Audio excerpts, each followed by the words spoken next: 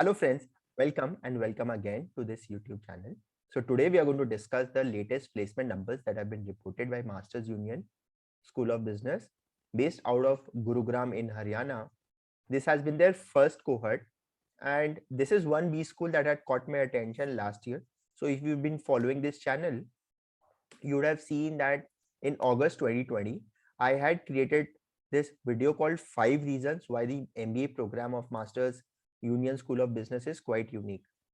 And today my belief stands vindicated by the fact that yes, the audited placement numbers are here and they are really fantastic. So if the batch has been placed at an average salary of 29 lakhs, it is something which is really good. Now, when newly launched B schools tend to release their placement numbers, one tends to be a bit circumspect. Obviously there would be some sort of an hype creation, some sort of a marketing. But when the fact of the matter is that the numbers are audited by Brickworks, the same agency which audits the placement reports of the top-notch B schools in the country, such as IIM Ahmedabad as well, then you have a firm reason to believe that yes, these numbers are worth giving a lot of credence to. So Brickworks has audited the numbers and said that the average domestic city is 29.12 lakhs. The top 10% of the batch has got 43.66 lakhs. Top 25% of the batch has got 41.14 lakhs. In fact, even if you look at the bottom 25%, it is 19.38 lakhs. So RSU is like 10.13% of the CTC, which is restricted stock units, because a lot of these placements have been in startups. So this is this article by Financial Express, where the average salary package at this Gurgaon based B school is higher than that of Premier IIM. So if you look at their average CTC, which is 29.12 lakhs, IIM Ahmedabad has not launched its placement numbers for 2021. So for 2020, the number was 26.12, and similarly, this is better than the numbers reported by IIM Bangalore, IIM Calcutta, ISB, as well as FMS Delhi. This is something which is worth being taken seriously then.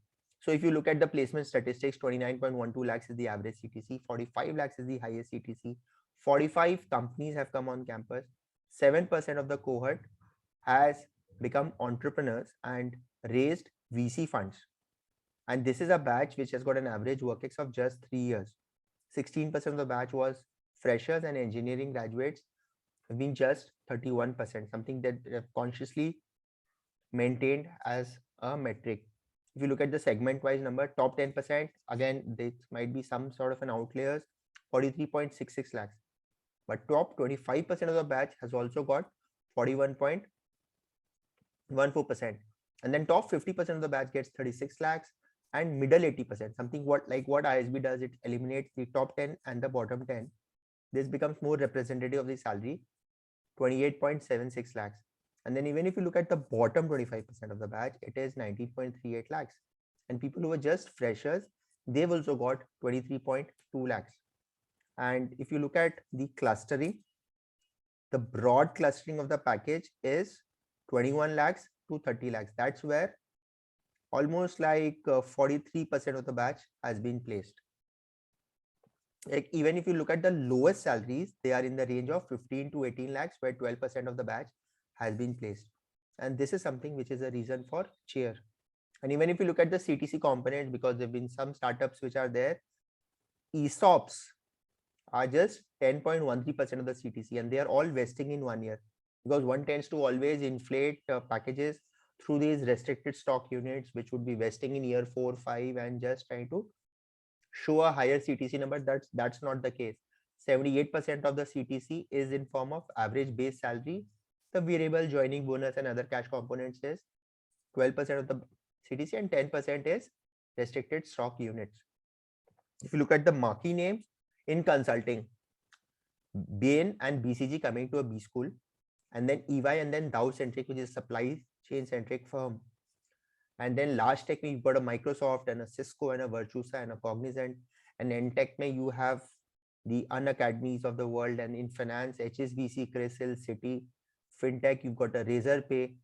And then in D2C, which is taken the e-commerce world by storm. You've got GlobalBees and Better and Niemans, and then platforms like Zoomcar. All of them have taken something like a good component of the batch at nearly comparable salaries. Consulting obviously pays the highest along with large tech. And if you even you look at the roles is something at a B school apart from salaries we were to look at. Role is what is going to take you forward. So at an entry level post a B school, if you are getting a chief of staff kind of a thing or an entrepreneur in residence, which is like an executive assistant role, 12.28% of the batch has got this in these startups. And then consulting, 12.28% of the batch, and then product roles and strategy roles and data science roles and marketing and finance, to each his own. So everyone based on their domain expertise, if they get relevant jobs on campus and all of them are comparable in terms of salaries, this is some reason for cheer.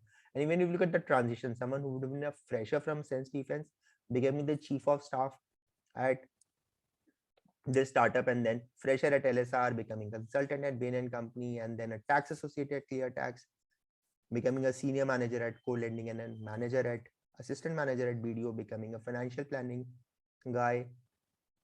This is good. In terms of various business intelligence manager at Udaan.com, becoming a finance manager at Microsoft, and then entrepreneur in residence at Niemans, these are good roles. So if you were to sum up what we were been discussing in this video in terms of career transitions, they've been commendable.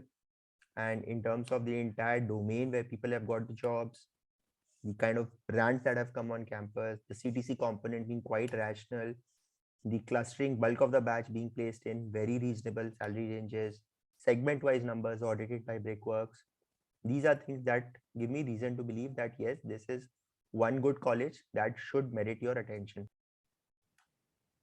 So even if you look at the number of companies, and this was an icing on the cake, 7% of the batch getting funding, and then your average CTC being higher than the top B schools of the country, as reported as well in various newspapers, and your placement report being audited by Brickworks, something which gives me reason to believe that yes, what the video which I created last year about this B school and expressing optimism is something which is now stands the test of scrutiny in terms of the placement numbers. Thank you so much for watching this video.